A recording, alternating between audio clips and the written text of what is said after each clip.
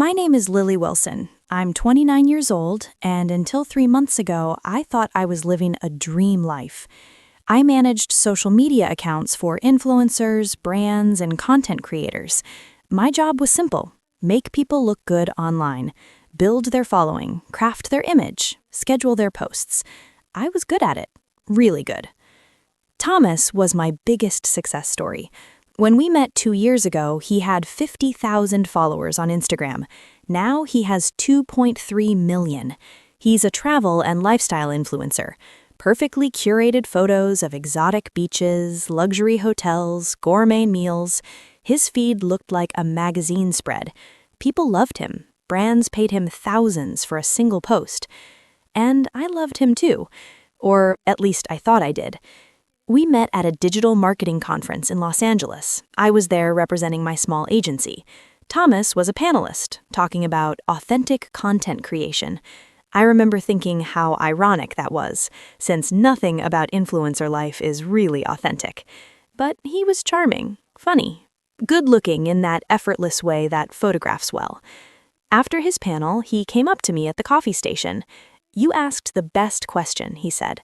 I had asked about the ethics of sponsored content disclosure. "Most people don't care about that stuff," he added. "Maybe they should," I said. He smiled. "I like you. You're real." Real. That word would haunt me later. We exchanged numbers. He texted me that night. Within a week, we were dating. Within a month, I was managing all his social media accounts. Within 6 months, we moved in together. It made sense professionally. I could create content for him full-time, and he could focus on being in front of the camera. We were a team. He was the face, I was the brain behind it. Every post, every caption, every story, I crafted it all. His followers grew exponentially. Brands started reaching out directly. Hotels offered free stays in exchange for posts. Airlines gave us first-class tickets. We traveled constantly. Bali, Santorini, Dubai, Maldives. It was glamorous. Exhausting, but glamorous. But something started to feel off about 6 months ago. Thomas began taking solo work trips. He said some brands wanted only him in the photos, that couple content wasn't what they were buying. Made sense. I stayed home, managed his accounts remotely, scheduled his posts while he was away. But the trips became more frequent and longer. A weekend in Miami, 4 days in Ibiza, a week in Thailand. He'd come back with hundreds of photos, and I'd sort through them, edit them, schedule them for optimal engagement times. I started noticing things, small things. In the background of his beach photos, I'd occasionally spot a woman. Just the edge of a sundress, a hand holding a cocktail, a silhouette in the distance. When I asked, Thomas would shrug. "Random people on the beach, babe. Can't control who's in the background." Then there were the hotel rooms. Thomas always stayed in luxury suites, but sometimes in his photos, I'd see 2 wine glasses on the balcony table, 2 robes hanging in the bathroom background. "Hotels just set it up that way," he'd say. "It's a suite. They assume couples." My gut told me something was wrong, but I ignored it. I was busy. His account was growing, we were making good money. Why ruin it with paranoia? Then came the Tulum trip. Thomas said a resort was flying him out for a collaboration. 5 days, all expenses paid. Huge fee. "This one's really just for me," he said. "They want solo male traveler content. You understand, right?" I understood. I stayed home and kept working, managing his posts, replying to his DMs, monitoring engagement. That's when I noticed something strange. A notification popped up on my laptop. Thomas's Instagram story had been viewed by someone he'd recently searched for, at Isabella Rose. I clicked on her profile, a lifestyle influencer, 380,000 followers, beautiful, lots of travel content, and recently she'd posted stories from Tulum. My stomach dropped. I went back through Thomas's recent searches. Isabella's name appeared multiple times. Then I checked his DMs. He'd been careful, but not careful enough. There were messages, deleted on his end, but I had access to account recovery features. I could see fragments. "Can't wait to see you again. That sunset in Santorini was perfect. Tell Lily it's a work trip. She won't question it." Santorini. We'd gone to Santorini 4 months ago, or so I thought. I pulled up the photos from that trip. Thomas had posted 30 pictures. I'd edited every single one. But now I looked closer. In 3 of them, reflected in sunglasses or windows, there was a woman. Not me. Her. I sat there staring at my screen for an hour. My hands were shaking. Not from sadness, from anger. Pure, cold anger. Thomas had been playing me for months, maybe longer, using me to build his brand while he traveled with other women. I was his employee, his cover story, his ghostwriter, and he thought I was too busy, too trusting, too naive to notice. He forgot one thing. I had complete access to everything. Every account, every password, every scheduled post, every draft, every analytics dashboard. His entire digital life was in my hands. I didn't call him, I didn't text. I opened a new document and started making a plan. First, I went through every single photo Thomas had posted the past year. Using reverse image search and metadata analysis, I found the originals. Many had been taken by other people. Some had geotags that didn't match what he claimed. I found Isabella in at least a dozen photos, cropped out or blurred in the background.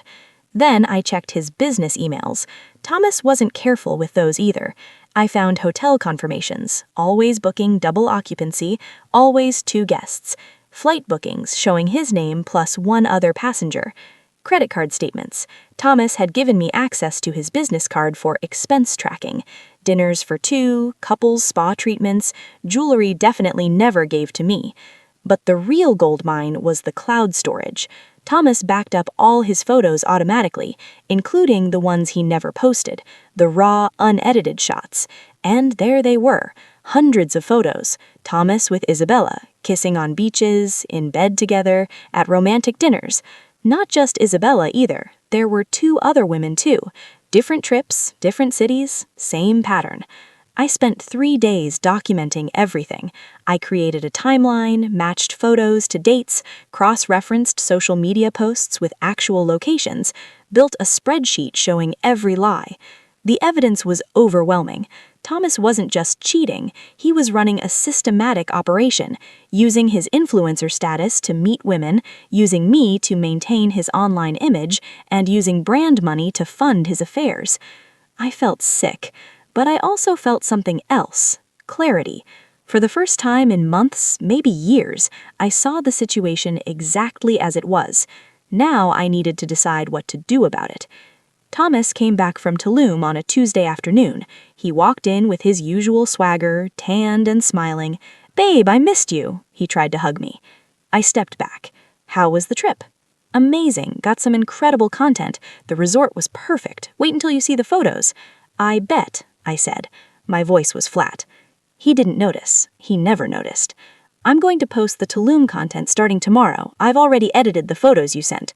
"Perfect. You're the best, Lily. Seriously, I couldn't do any of this without you." That part at least was true. Over the next week, I acted completely normal. I scheduled his posts, replied to comments, managed brand partnerships. Thomas had no idea anything was wrong. But I was working on something else, something he wouldn't see coming. I created a private folder in his Google Drive, called it Personal Backup, Don't Delete, put it in a subfolder where Thomas would never look. In that folder, I uploaded everything. Every photo of him with other women, every receipt, every hotel booking, every deleted DM, everything. Then I created a video, a timeline of his lies, set to music, professional editing, showed his Instagram posts on one side, perfect, curated, authentic. On the other, the truth, the real photos, the receipts, the proof. It was damning, it was devastating, and it was beautifully edited, if I do say so myself. I titled it, The Real Thomas Hart, What 2.3 Million Followers Don't See. Then I waited. Thomas had a brand deal coming up. A major hotel chain wanted him to do a live Instagram session from their new resort in Cabo. They were paying him $50,000. It would reach hundreds of thousands of people in real time. The live session was scheduled for Friday at 6 p.m. Pacific Time, prime engagement hours. On Thursday night, Thomas flew to Cabo. I stayed home, supposedly to manage things remotely. Friday afternoon, I logged into all his accounts one final time. I had everything ready. The video uploaded as a draft on Instagram, scheduled posts prepared, a statement written. At 5:59 p.m., 5 minutes before Thomas was supposed to go live, I posted the video to his Instagram feed. Then I changed all his passwords. Then I posted the statement to his Instagram stories. My name is Lily Wilson. For 2 years, I've managed this account. I created every post, every caption, every story you've loved. I built this brand from 50K to 2.3 million followers. And while I was doing that, Thomas Hart was using this platform to cheat with multiple women across multiple continents. This is the real story. Watch the video, see the receipts. I'm done being the ghost behind a fraud. Then I went live on his account myself. The live video started. I was sitting in my apartment, calm, composed. I'd done hundreds of social media lives before. I knew how to work a camera. "Hi everyone," I said. "I'm Lily. You don't know me, but I know all of you. I've been reading your comments for 2 years. I've crafted every response, every post you've loved, every caption you've quoted. That was me." Within 30 seconds, 5,000 people were watching. Within a minute, 20,000. The numbers climbed exponentially. Thomas Hart is supposed to be live from Cabo right now, but he's not going to be, because I just exposed everything. If you haven't seen the video I posted 10 minutes ago, go watch it. I'll wait. I sat in silence for 30 seconds while people caught up. The comment section was exploding. Shock, outrage, disbelief, support, criticism, everything. "I know what some of you are thinking," I continued. "This is revenge. This is petty. This is a private matter. But here's the thing. Thomas built a brand on authenticity, on real travel, on being relatable, and it was all fake. The photos? I edited them. The captions? I wrote them. The personality? I created it." 50,000 viewers now. The video kept climbing. And while I was building his empire, he was using it to cheat with multiple women, using brand money meant for business trips, using the trust of his followers to maintain an image that was completely false. My phone was ringing. Thomas. I declined the call. "I have all the receipts," I said to the camera. "Every deleted message, every hotel booking, every photo he thought was gone forever. Digital footprints don't disappear, and I had access to everything." 100,000 viewers. This was going viral in real time.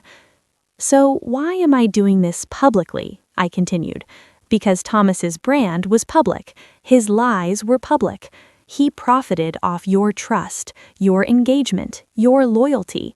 You deserved to know the truth." Another call from Thomas. Declined. "I'm not here to ruin his life. I'm here to tell the truth. What he does next is up to him, but I'm done being invisible. I'm done being the background noise. I built this account and I'm taking credit for my work." The comments were mostly supportive now. People were angry at Thomas, calling him out, demanding answers. Some were skeptical of me, asking for more proof. I showed them the Google Drive link in the video description. "Everything is documented," I said to the camera. "Dates, locations, receipts, messages, it's all there. I'm not hiding anything." 150,000 viewers. News outlets were starting to notice. Screenshots were being shared on Twitter. TikTok was picking it up. I stayed live for 30 minutes, answered questions, explained how I'd built his empire, talked about the reality of influencer culture, the fake authenticity, the manufactured moments, the lies behind the perfect feed. By the time I ended the live, 200,000 people had watched. The video I'd posted had 500,000 views. It was everywhere. I logged out, changed my own passwords, made myself a cup of tea, and waited. My phone exploded with messages. Friends, family, former clients, news outlets requesting interviews, brands asking for statements. Thomas called 47 times. I didn't answer any of them. I did check social media, though. The video was viral. Millions of views within hours. Hashtag Thomas Hart Exposed was trending on Twitter. TikTok was full of reaction videos. News articles were being written. Influencer's social media manager exposes cheating scandal live. Some people criticized me, called me vindictive, said I should have handled it privately. But most people were on my side. They were angry at Thomas, angry at the deception, angry at the fake authenticity. Brands started dropping him immediately. The hotel chain canceled his $50,000 deal. A clothing company ended their partnership. A watch brand pulled their sponsored posts. His agent called me, asking what could be done to fix this. Nothing, I told her. He did this to himself. Thomas finally sent a text instead of calling. Lily, please, we need to talk. This is insane. You're ruining my career. I replied, I built your career. You ruined it yourself. He tried to post a response on Instagram, but he couldn't. I'd locked him out of everything. His Instagram, Twitter, TikTok, YouTube, all the accounts I'd built, all the passwords I created. He had his agent release a statement. Thomas Hart deeply regrets his actions and apologizes to everyone affected. This is a private matter between him and Lily Wilson, and he asks for privacy during this difficult time. Too late. Nothing about this was private anymore. The next few days was chaos. I gave one interview to a tech journalist I respected, explained my side, talked about the reality of ghost managing influencer accounts, how many authentic influencers are really just products of their manager's work. That article went viral too. It sparked a bigger conversation about influencer culture, authenticity, and the invisible labor behind social media success. Thomas tried to rebuild. He created new accounts, but his reputation was destroyed. Every post was flooded with comments about the scandal. Brands wouldn't touch him. His followers from the old account didn't follow the new one. He ended up leaving Los Angeles. I heard he moved back to his hometown in Ohio, got a regular job. His influencer career was over. Isabella, the main woman he'd been seeing, posted her own statement, claimed she didn't know he had a girlfriend. I actually believed her. She'd been played too. As for me, brands started reaching out to me. They wanted me to manage their accounts. They wanted the person who'd built a 2.3 million follower account from scratch. My rates tripled. I started my own agency, Authentic Digital Management, focused on transparency, honest content, real stories. I built accounts for small businesses, genuine creators, people with actual messages. The irony wasn't lost on me. I'd spent years creating fake authenticity for Thomas. Now I was building real authenticity for others. 3 months after the exposure, I was doing better than ever, professionally at least. Emotionally, I was still processing everything. Therapy helped. So did long conversations with my sister, who'd never liked Thomas anyway. I told you he was too perfect online, she said. Nobody's life is actually like that. She was right. Nobody's life is a perfectly curated Instagram feed. The photos Thomas posted, the sunsets, the luxury, the happiness, they were real moments, but they weren't the whole story. Behind every perfect shot was a lie I didn't know about. Behind every caption I wrote was a betrayal I didn't know about. I learned something important. Digital footprints are permanent. Thomas thought deleted messages were gone. He thought cropped photos were safe. He didn't understand that digital information leaves traces everywhere. Backups, metadata, cloud storage, search histories. It's all there if you know where to look. And I knew exactly where to look. People still ask me if I regret it, if I wish I handled it differently, maybe confronted him privately, maybe just walked away quietly. The answer is no. Thomas built a public brand on a lie. He profited from that lie. His followers deserved to know the truth, and I deserved credit for the work I did. Some people called it revenge. I called it accountability. The story made waves in the influencer community. Several other social media managers reached out to me privately. They told similar stories. Influencers taking credit for content their managers created, using their platforms to deceive people, maintaining perfect online images while their real lives were messy and dishonest. A few of them exposed their situations too, smaller scale than mine, but still impactful. It started a movement of sorts. Behind-the-scenes workers demanding credit, transparency in influencer partnerships, honesty about who creates content. I didn't set out to start a movement, I just wanted the truth out there. But I'm glad it sparked bigger conversations. 6 months after everything happened, I was invited to speak at a digital marketing conference, the same conference where I'd met Thomas 2 years ago. This time, I was the panelist. My talk was titled, "The Truth Behind the Feed: What Influencers Don't Tell You." I talked about my experience, about building Thomas's brand, about discovering his lies, about the decision to expose everything publicly, about the aftermath. The room was packed. After my talk, dozens of people came up to me. Some shared their own stories of deception in the influencer world. Others thanked me for being honest. A few criticized my methods, which I expected and accepted. One young woman, maybe 23, came up with tears in her eyes. "I manage accounts for an influencer," she said. "He treats me like I'm invisible, takes credit for everything I do. Your story made me realize I don't have to accept that." "You don't," I told her. "Your work matters. Don't let anyone make you invisible." That conversation stayed with me, because that's what Thomas did. He made me invisible. Behind his 2.3 million followers, his brand deals, his perfect feed, I was invisible. The person doing all the work, creating all the content, building his entire image, invisible. Not anymore. Today, a year after the exposure, I'm running a successful agency. I work with real people telling real stories. I help small businesses grow their authentic presence. I consult with brands about genuine influencer partnerships. Thomas? Last I heard, he's working in sales at his brother's company. No social media presence. He tried to rebuild a few times, but it never worked. The internet doesn't forget. His name is permanently associated with the scandal. Do I feel bad about that? Sometimes. I didn't set out to ruin his life. I set out to tell the truth, but the consequences were his doing, not mine.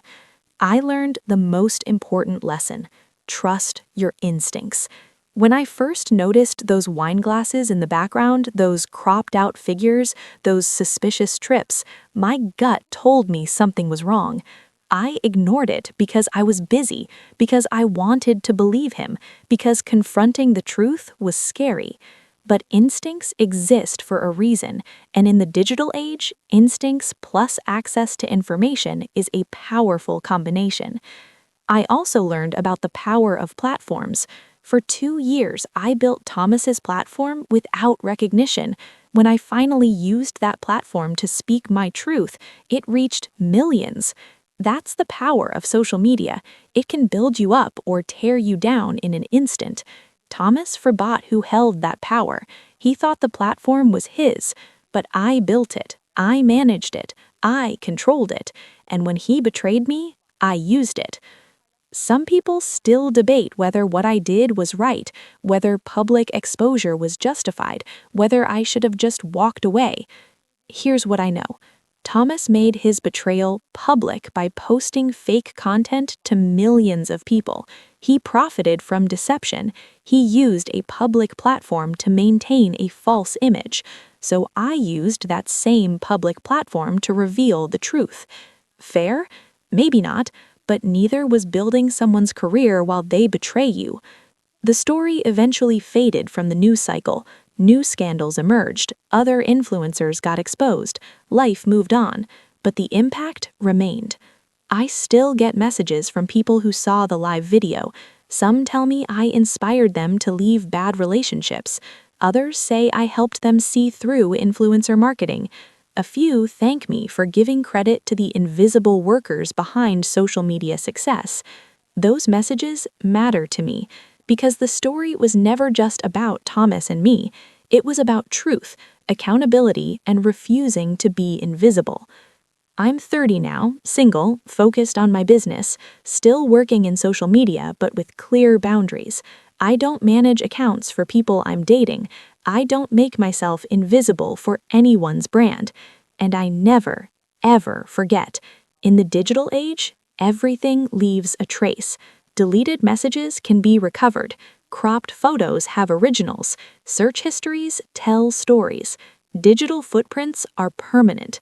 Thomas learned that lesson the hard way. So did I, but I came out stronger. If you've listened to my story to the end, here's what I want you to remember. Don't let anyone make you invisible. Don't ignore your instincts. And if someone betrays you while you're building their empire, remember, you built it. You know how it works. You have the power. Use it wisely, but don't be afraid to use it. Thank you for listening.